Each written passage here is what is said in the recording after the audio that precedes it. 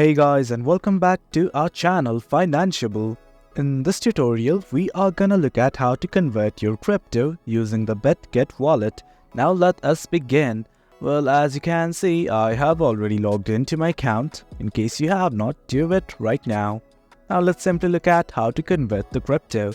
Right here on the navbar, next to markets, you will see a button like this that says trade. Simply hover over it, and once you do, these things will open up. From here, all you guys need to do is shift right over to convert. Click on it right now. And guys, this is it.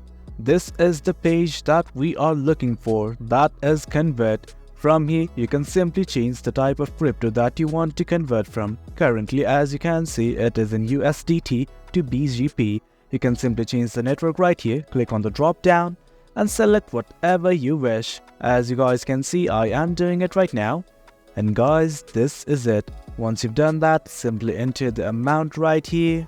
And once you have done that, simply hit on preview and just follow along the prompts. That is how you can convert crypto with zero fees. But do note that in order to convert crypto, you must be KYC verified.